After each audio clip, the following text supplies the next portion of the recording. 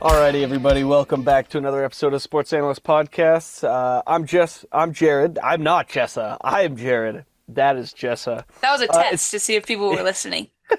It's just us two today, but that was fun last time. That was amazing with everybody. We'll have to do it again. Call it group therapy, you know? Yes, we'll definitely have to do it again. That was super fun. Thanks to everybody that joined. We'll definitely be doing that more, and we have a little something in the works for those who want to just hop on a call and talk about football and not have to put it on a podcast, just hang out for fun. We got something coming.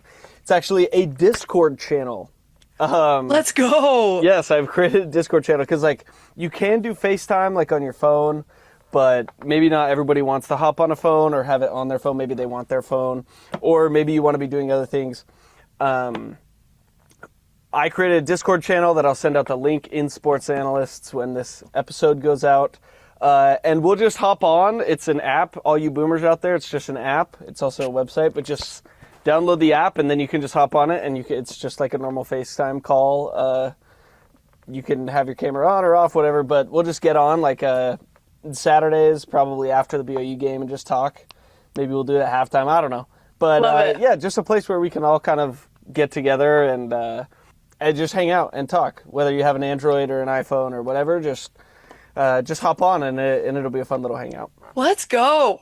Okay, that's awesome. And if anybody has played in our Dynasty before, then they're well aware of Discord. It's pretty sweet. So I'm really looking forward to that because I think Sports Analyst is awesome. But as we learned, sometimes after the game, we're all doing stuff and we have more emotions that need to get out, you know? I really enjoyed getting on with everybody on Monday. Oh, sweet. Yeah. So, cool. It was very, very fun. So that'll be a place everybody can join. You guys can, I'm going to send it to Katie and Kylie and everybody, and it'll just be kind of a fun place for us to hang out. So, awesome. very, very much looking forward to that. That's going to be very fun. But, Jessa, we do have a lot to talk about today because, as we talked about on our megasode, the second megasode, this is a big week for BYU football.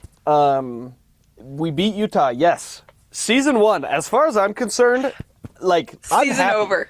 I am happy. Yeah. Season's over. We won, okay? But the season isn't over. There are still many, many games to go, and this next one is probably, I'm going to come out and say it, I think this is the scariest game left on the schedule. More That's scary my hot than take of the Texas day. Tech? Yes. Okay, wait, give me reasons, give me your reasoning. Yeah.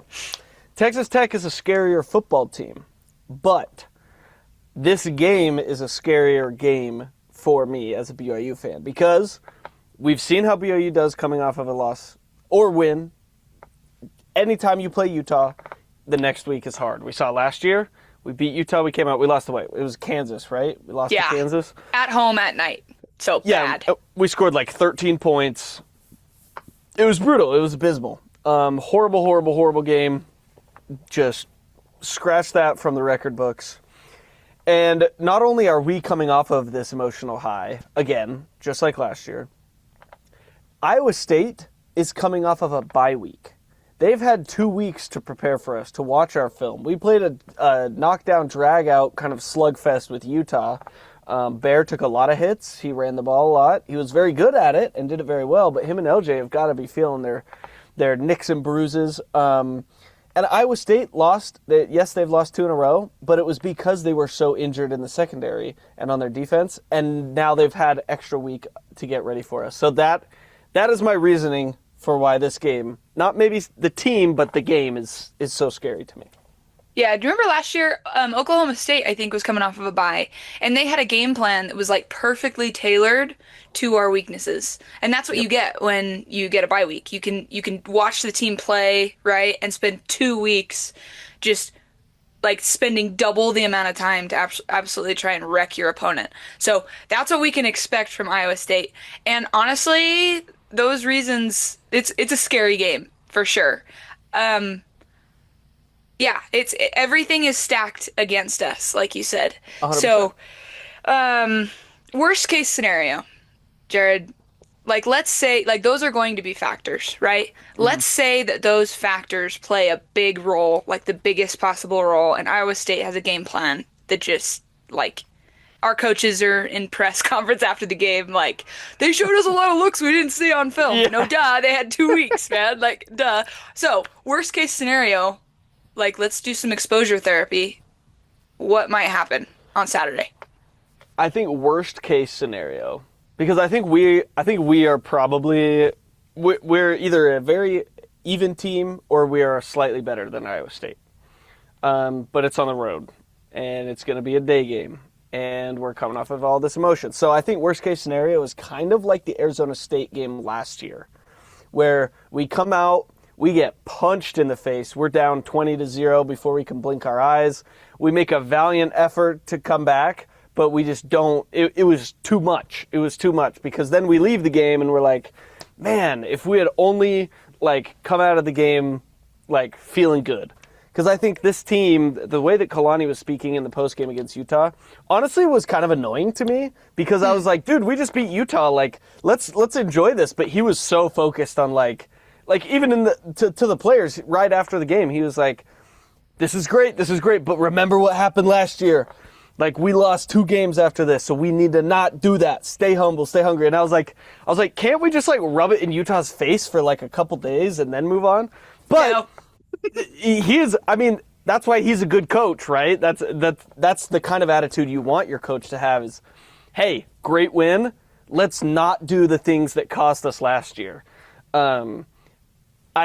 I don't think we're going to come out and play like we did against Kansas, where we're just completely flat. But I can see us coming out flat at the beginning and then turning it on later, and that in the end costing us victory. Yeah, and the difference between last year and this year, I think last year there was a drop in effort, right? Thinking like we didn't have anything left in the tank, and we didn't even try to like recharge before those 2 games. Like, we were thinking we could float through those 2 games on fumes. Honestly, like, that's what it looked like. So our effort was low. Honestly, if Iowa State, if that does happen in this game, I think our effort is going to be high this year, just because of what, like you said, the preparation that we're putting into it. I think how we will fall behind is if we are completely caught off guard and unprepared schematically. Like, that is going to be, and then physically, if we're just not as physical because we are so banged up on the line of scrimmage. Like, that's the reasoning I could see us getting down by 2 or 3 scores early and then having to claw our way back when the adrenaline kicks in. So yeah, I think that's worst case scenario. 100% agree that 2 or 3 scores down, and then we're having to make a valiant effort to come back into the game. Maybe, right? I mean, we've seen them do it before. Like, what is this it? season. 3 of our wins now are fourth quarter comebacks. Like, that's awesome. I hate that we've had to do that, but it's sick. It's fun. After the fact, when we see the W in the column, exactly, right? Exactly. What about that? That was the worst case. What about like the mid case? Because we all know the best case. The best case is BYU comes out, plays their game, beats them, blah blah blah. But what do you think is like the most likely scenario? Like, do you think BYU should win this game? Do you think we will win this game? So you kind of brought it up earlier, about how our team stacks up. We are the better team. We are the better roster. We're the healthier roster. We're the stronger roster. And I was looking at Iowa State's just like PFF ratings and how their team has performed, right? And along the line of scrimmage on both sides of the ball, they only have 1 player that is graded above a 70 in PFF ratings. And the rest are not close, like low 60s. The average is around 75. So their line of scrimmage talent profile is lower. Just to put it in perspective, that's line of scrimmage and linebackers. So that's like your run stoppers. Yep, right. BYU has 6 across the same position groups. So, and that's just along the trenches. To put this into perspective as well, Utah beat us as far as PFF ratings go along the line of scrimmage. Like, they were the more talented team on paper. Right, we looked at that, yeah. And we went and just ran it down their throat. Like, there was a certain point we had 22 runs down the middle for 91 yards. Like, we were absolutely owning the line of scrimmage against Utah. So if we come out healthy, which it sounds like we're a little bit banged up, but nobody should be out for this game, I expect us to dominate the line of scrimmage. So that's like it'll be a battle, like a good battle. We shouldn't lose the line of scrimmage game. Knock on wood. Everybody Yeah. knock on something. If you're listening, everybody knock on something. So that's the first thing I look at where what should happen is it should be a good competitive game because we're not out talented, you know? Yeah. And So, and I like that. I was looking at some stats earlier to kind of go along with this, and Cincinnati was kind of the team that like broke Iowa State. Like they handed them their first loss. They beat them pretty badly. Iowa State made it closer at the end, but Cincinnati beat them. And I was like, I wonder how they did it because it was kind of a high-scoring game, and I know Cincinnati likes to throw the ball with what's his bucket, what's his name, the quarterback? oh my gosh. Not, I want to say it's Blaine Gabbert, but it's not Blaine Gabbert. It's not because Blaine that's not Gabbert. even close. Keep going. I'll find Brendan his name. Sorsby. Brendan Thank Sorsby. you. Sorsby. Yeah. Yep. So I was like, did they throw the ball around a lot? Cincinnati was averaging like 130 yards per game going into the Iowa State game, and they ran for 260 yards on Iowa State. And then Colorado also had like a rushing output. I can't remember the exact numbers, but they had a rushing output that was 75 yards, 75 plus, like above their average, their Yep. rushing average. So these are Yep. teams that are taking advantage of that front seven weakness that you're talking about. And what does BYU like to do this year? BYU is a running football team. So I 100% agree with you. I think this is going to be a game where you lean on LJ, you lean on Bear, you get that run game going, and you just establish that tone early. I don't think Iowa State's going to be able to stop it, and if you just keep leaning on them, we're just going to be able to put together these super long drives, and I trust our defense to get out of enough drives that if we can do that, we're going to end up winning this game. Maybe not the prettiest, but a 24-14 kind of game. You know, like very similar to how we beat Utah, because the Utah game wasn't really as close as the score said it was, as we know, right? Yep. Yep. I can definitely see this being like a 31-20 game or something like that, right? Where it's maybe even a little low scoring, like 28-17, where BYU's never really in danger of losing, but can't ever really like run up the score, if you get what I mean, because we're just running the football and playing ball control. Totally. The other thing that I'm looking at as far as the numbers say, where BYU and Iowa State are similar, so it kind of comes down to who's going to win these battles, are third down conversions and red zone offense. Very similar. Both about 40% in the red zone as far as like the matchup. So Iowa State's defense allows about, sorry, not 40. 40 is third down, 60%. 60% red zone touchdowns. So this isn't just scoring, this is just like getting touchdowns. And BYU scores touchdowns about 60% of the time in the red zone. So again, I think it's going to come down to who gets points in the red zone. And I don't expect Iowa State to go for many fourth downs like Utah did. So it's going to be important that BYU defense shuts down Rocco Becht, because that's going to be their guy, right? And stops them from getting in the red zone, because we let Utah just march down the field into the red zone. So a few stats on Rocco Becht, their quarterback. He's got 9 passing touchdowns with 3 interceptions, 63 completion percentage. Like, he's a good QB, and he can beat you with his arm. No, yeah. No, he's very, very good, very capable quarterback. His receivers, there's not really one that stands out to me. No. It's kind of just by committee. He is a little bit of a gamer. Like, I remember in the week 0 game specifically, there's a lot of plays that he makes outside the pocket or scrambling, avoiding the first guy, hitting a guy that's open. So BYU's going to have to do a good job of getting him on the ground.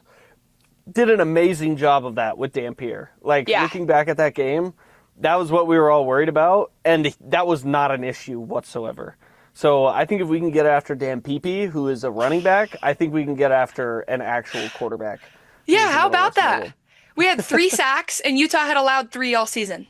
That's crazy. So isn't that crazy? Like, we had rushers off the edge. Tassili Akana got off the edge. Lutui had a good game. Yep. Jack obviously was back and got in the backfield. Hunter Clegg got in the backfield. was on his leg. Like, all of a sudden, our edge rushers are like making an appearance, whereas beforehand they totally hadn't. So that's really exciting going into this game, especially seeing that we just played a better O-line last week and performed like that. Right. Iowa State's going to have to really protect Rocco, and I think they're going to have to score a lot of points to beat us. Yes. So. Yeah. They're going to have to go outside themselves, I think, to beat us. Like, if we're talking about game script and game theory, like, the way that Iowa State wins this game is if they turn it into a shootout and they force us to throw the ball a lot. That means BYU can't establish the run early. BYU can't get points on the board, and Iowa State goes up by like 10 points, 2 scores early in the football game.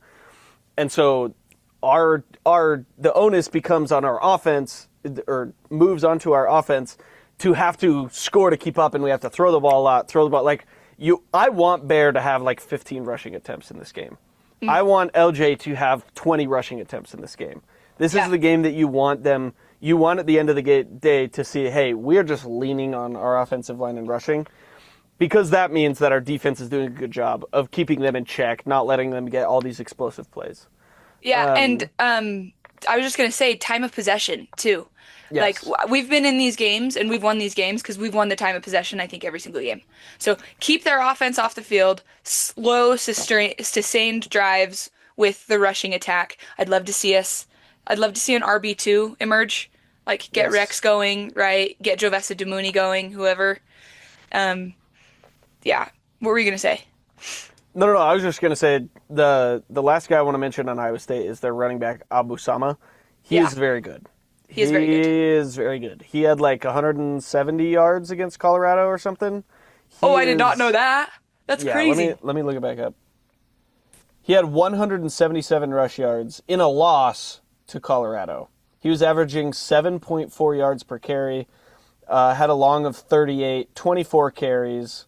I mean, that's crazy. Colorado's run defense is not like amazing, but if you run 24 times for 177, that's something to look out for. So I think in the pass game, like, our secondary will have to hold up, and we'll have to get after the passer, but we're also going to have to guard against those explosive run plays. Because if you allow him to get in space, like, he's scary from what I've seen. He's very good. He's very good. So he's good. That's something to look out for there. Jess, we talked a little bit about their secondary. They were missing 4 guys in their last game, and I mean, this is an Iowa State defense that can't really stop the run, and then all their pass defenders went out. So would you say that's their weakness? Like, is BYU going to have an advantage in the passing game? Yeah, well, let me look at their game log. So they have allowed 220, at least 210 passing yards in 5 out of 6 games. So that's even with a healthy secondary. Like, they still gave up 273 to Kansas State and Avery Johnson. The first game of the year, in that right? bog, in the bog hurricane fest. Yeah, exactly. And they still gave that much up. Yep, and the only team they haven't given up 200 plus is Iowa, and I don't. That's hilarious. Yeah, I don't think I need to say anything more. Just go look up their rating. I'm gonna give you a hint. You got to scroll all the way to the bottom to see their passing rating. That's actually so funny. So that means so funny. Arkansas State and South Dakota both passed for more yards against them than Iowa did, which is so fitting. I didn't include South Dakota. South Dakota may have gotten them. Nor should you. FCS games don't count. Yeah, I didn't include FCS games in any of this. But yeah, so their secondary, they've lost 2 guys for sure for the end of the season. Their 2 starting corners, or starting safety, ACLs out, right? But the other 2 guys, I think, are week to week, and they were out last week. So I wouldn't be surprised if maybe they get one of them back. But still, imagine that our 3 top corners or safeties were out, and what that would do to our secondary, right? Like, that's a completely different team. So Bear is a better thrower of the ball than his ratings give him credit. We just don't do it very often, right? For sure. And when we do, Parker Kingston turns his head 180 degrees when the ball is right here. Yeah, exactly. He's so excited to get to the end zone. Can't wait. Yeah. So if we have to throw, I'm not like terrified that we won't be able to. Yeah. It's just going to be getting Bear into a rhythm, because he has shown that he takes a couple throws to like get into a rhythm, get his feet set, right? Yeah. But we also don't know, because Bear is making so much growth week over week. Like, so he could throw for 350 this week, and I wouldn't be surprised. I'd be like, yep, we always knew he had it in him. Yeah. It just depends on what our identity as an offense is going to be. Like, are we going to make him throw it? Is Iowa State going to make us throw it? I don't know. So we'll see. Yeah. But I'm excited, but nervous, like you said. Yeah, I'm also excited. I think this is going to be very interesting. I think the because it makes me think of the West Virginia game when 2023? No, this year. Okay. Yeah. Definitely not I 2023. was like, Just with the secondary, right? Because we just ate that secondary alive. But I think that Iowa State, because they know they have a damaged secondary, they're going to try and help out their secondary. Like, they're going to play a little bit more zone. Maybe they're not going to leave their guys on islands, especially given what we did to West Virginia, which I think opens up the run game. To bring this full circle, I think key to the game, BYU needs to run the football. I want to see like 200 yards rushing plus. We're averaging 230 rush yards per game. And like I said, Cincinnati was averaging 135, and then they rushed for 260 against Iowa State. We are averaging 230. The maths say that you should rush for 360 yards. So I wanted to see us run for 360 yards. Obviously, we're not going to get that, but I want to see like over 200 yards on the ground this game and just eat away that time of possession, like you said. Just the run game needs to be the focus because it is the great equalizer of a crowd, of momentum, of the emotions. If you have a good run game, you can just nullify all of that. And so we're going to need to come out and do that early. Yeah, I'm glad you brought that up because I think this may be the last thing we talk about before we move on, but the thing we haven't super talked about that might be the biggest factor in this game is the crowd. Like, Iowa State is not Arizona. That place is going to be packed. They are going to return from their wheat fields, and they are going to cheer for Iowa State. It's been a bye week. They've probably forgotten the pain of the two, or maybe remembered the pain of the two losses, but they've forgotten that maybe they're not capable of winning this game. I don't know, okay? Because they definitely are. But yeah, to your point, we need to silence the crowd early. We are 19-0 in the Kalani Sitake era, maybe in the last 5 years, when we score first. So we need to score first. There we have it. There we have it. We'll see. Silence that crowd. Take care of the football. Don't give them any momentum. Play a clean game. We are going to get called for more penalties than they are. Like, that is just going to happen. How do we bounce back from them? Yeah, just write it in. Just write it in. Yeah. So. Yeah, no, this is definitely the hardest environment BYU is going to have to play in up to this point, right? Yeah, for sure. By far. Colorado game was packed. This is going to be double what Colorado was as far as crowd noise and affecting the game. So yeah, take it out early. I want to see first play, first drive, 13 plays, 9.5 minutes off the clock, ending in a touchdown. Like, love it. Give me freaking Service Academy offense on the first drive of the game, and that'll set the tone. That'll set the tone, and we'll be in a good spot. Yeah. Day game, man. We'll see what happens. We shall see what happens. We will see what happens. But yeah, okay. So we haven't talked about like what's going on in the rest of college football for 2 weeks because the Holy War is just this all-consuming stress ball. We're like, no other football exists, okay? But now we're back, and it does exist. We are back. And there are other teams playing football this weekend, if you didn't know already. Everybody listening. So there is indeed. And things might have changed since the last time you checked in on college football. There have been some happenings, okay? Carson Beck, he's back. Carson Beck is back. We thought he wasn't, but he is. He is exactly who we thought he was, among other things that are changing. But Jessa, let's go through just the Saturday slate. We don't need to get super in the weeds on any of this, but let's kind of give people a refresher of, hey, these are the games going on, and these are the storylines, right? Like, first one on the docket, I think, USF Memphis. I think that's maybe the game besides the BYU game that I'm most excited for, most interested in. Obviously, I'm going to be watching a lot of them. But this one is super exciting. Memphis, their star quarterback went down. I don't know for how long. They lost last week. This is their first loss of the season. USF, obviously, has the loss to Miami. These are two teams that are trying to stay alive for the AAC and alive for the playoff, and they will face off at 10 a.m. Mountain. It's going to be a good game. I'm very excited about this one. Same, and it's the general sentiment of the media, which is king, as we know. If the media says it, it's fact. But the general sentiment is the winner of the American is going to get that large playoff spot. Like, that's what it's looking like right now. Yeah. And at top, you've got USF, you've got Memphis, you've got Navy. You've got East Carolina. Well, no, East Carolina, Tulane, right? Tulane. And so, yeah, this will be a good one to watch. And Byron Brown is freaking fun to watch, the quarterback for USF. So, Yep. And their I'm offense is excited fun to about watch. They're like the old Chip Kelly Oregon teams. They run a play every 20 seconds. It's insane. Yeah, crazy. So very fun game. Very fun game. Yep. Sticking in the morning window, the ACC, there's not a whole ton going on in the morning window because I don't watch ESPN SEC football anymore. Ole Miss and Oklahoma both have one loss, and they will be playing.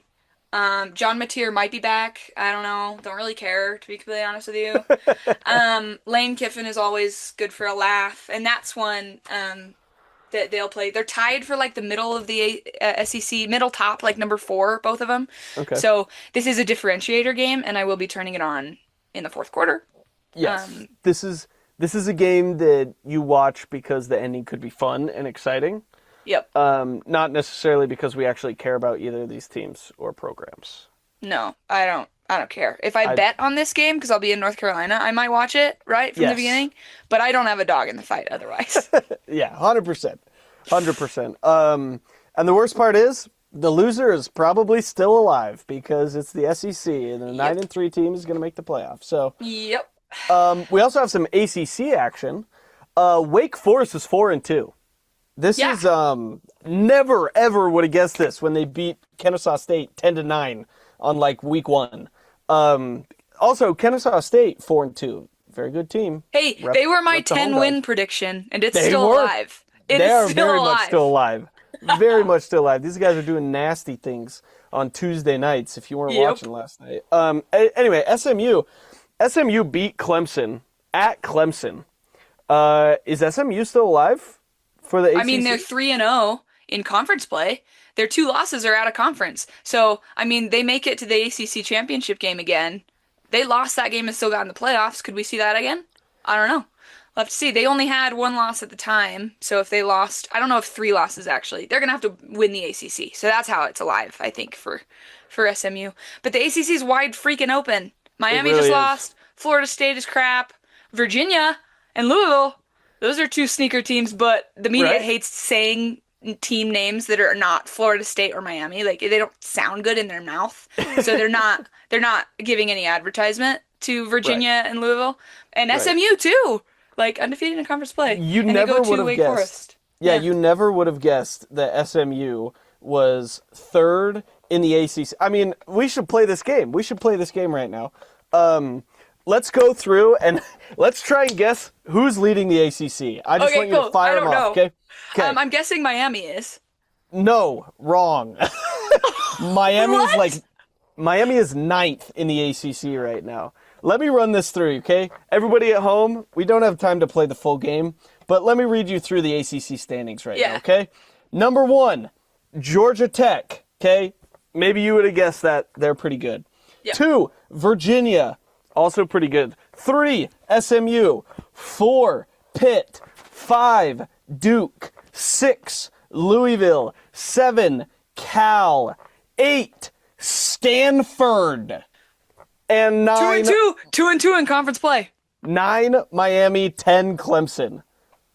Florida State is 15th at the very bottom. Yeah, as they should. Listen to those teams. The media will tell you that there are only 2 teams in this conference, and it's Florida State and Miami. 9 and 10. They're 9 and 10. Stanford, Cal, Louisville, Duke, Pitt, SMU, Virginia, Georgia Tech.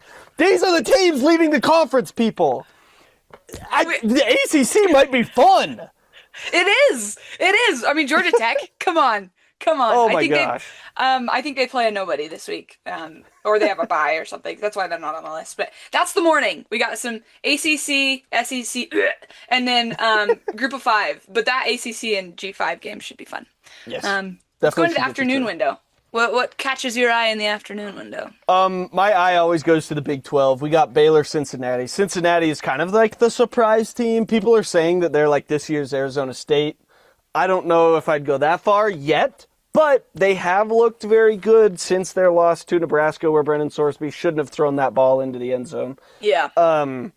They've looked pretty good, and Baylor, I think, is one of those teams that you just can't count out. Do I think they're very good? They're not like competing for the championship, really, but you can't count them out. I think this could be a fun game. Yeah. Cincinnati and Baylor both throw the ball really well and score a lot of points. Well, Baylor, I don't know. At TCU, they didn't really score a lot of points. But there is a microscopic chance that Baylor makes this a game. I'm mostly watching because we play Cincinnati, and I want to see, like you said, up and coming. Who are they? They're scoring a ton of points. They put up 38 on Iowa State. So, Right. yeah, that'll be an interesting one. 2 o'clock Mountain Time. That's a good one. That'll be a very good one. The Big Ten has two matchups that I find very interesting. The Big Ten is like all over the place too. You get Yes. past your Ohio States and your Indianas, and then there's a lot of 1 and 2 lost teams. They're Yep. kind of finding their way in the middle of the season. Illinois at Washington. To be completely honest, I'm kind of sick of talking about Illinois now that I say it out loud because the media has been trying to tell us that they're a good team for the whole year. Yeah, Just yeah, eat it. the They're whole good. year. I promise. Yeah, exactly. And they go to Washington, but they're both 5-2. Both have 2 conference losses. So again, a differentiator game for the middle of the Big Ten. And Washington scores a lot of points again. So and they're at home. Unless they play Ohio State. But Yeah, in that case, they that's score every team. 6. Yes, That is every team. exactly. Exactly. This is a loser leave town game, Yeah. for sure. 2 teams that are actually ahead of those 2 teams. You would again never guess. I love listening this. to the national media. This is awesome. Minnesota and Iowa, both 3-1 in conference, both above Illinois and Washington. In everybody's eyes, well, in the objective eyes of fact, of sport fact, and not in the eyes of the ESPN media. This is kind of like a fun game. This is Floyd of Rosedale. This is a trophy game. Big Ten has a lot of trophy games. This is going to be, if you love football, like if you are a football person, you will love this game. This is going to be big, fat, like burly farm boys just trying to hurt each other. That's basically what it is. So Yep. it'll be Minnesota's fun. defense is underrated. And you know Iowa's defense. I mean, they're ranked in total defense. Iowa's number 8, Minnesota's number 19. So this is going to be a game where, and honestly, it's Iowa and Minnesota. So just watch those white boys fly around. You know what I'm saying? Like this is a game for those Midwestern football guys Yep. for sure. And Yep. they both only have 1 conference loss, and I think both of them are to like Indiana and Ohio State. So Yeah. we'll have to see. That's the Big Ten in the afternoon window. I'll go. I hate that I have to talk about this game. The SEC. Ugh. Actually, you know what? As far as SEC goes, this one's not bad. It's Missouri Yeah. and Vanderbilt. Both of them are ranked. Both of them look good.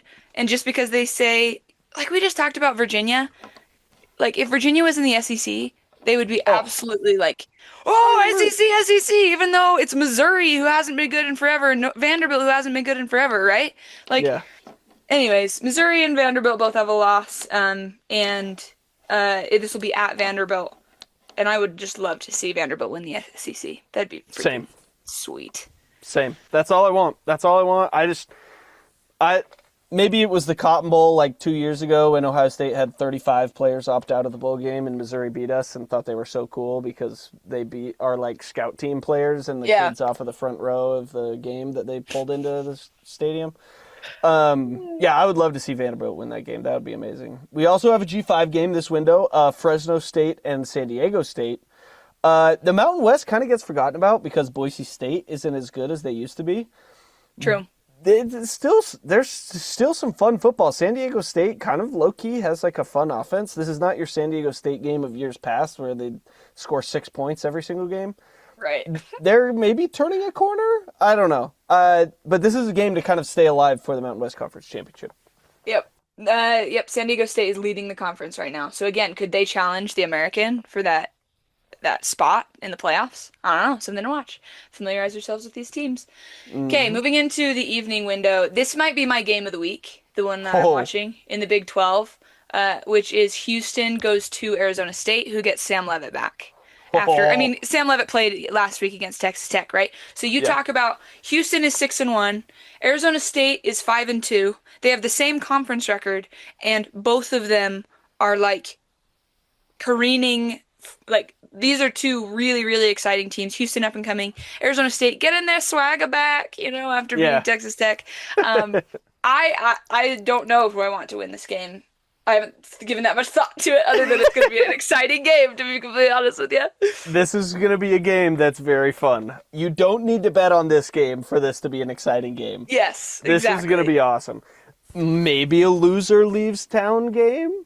If Arizona State know. If Arizona State loses, I don't see a 3-loss Big 12 team making the conference championship, or B making the playoff. Right. Like, that's just not happening. So Yeah, so Arizona State absolutely needs to win this game. You're 100% right.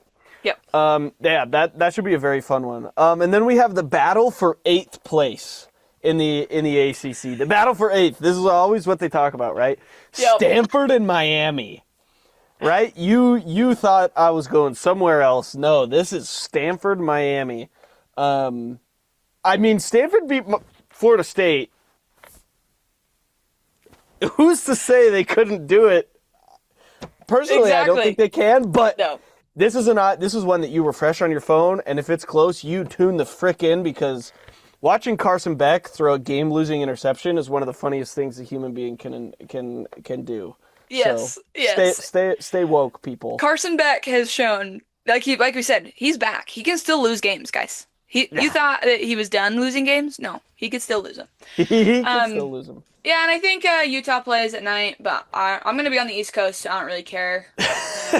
And I don't really care what happens with the rest of their season, because they took the only L that matters. So. Yep. This is a game that I will happily not partake in unless Colorado is winning in the fourth quarter. Yes. And then I'm just going to flip it on, just cackle myself to sleep. And that'll be the perfect way to end the Saturday. We got a good slate of games, Jess. This is fun. We do. I'm very excited. We do. The national media, again, this is another one of those weeks where the national media will tell you, like, snoozer, whatever. But it's going to be a good weekend. Good.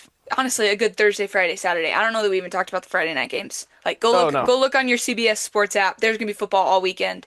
It's going to be a lot of fun. Should be a great one. Thanks, Jess. This was awesome. Time's about to run out, but this was great. We love you all, and we'll see you on Saturday. Should we do the Super Y like Chase? Ready? Yes. Oh!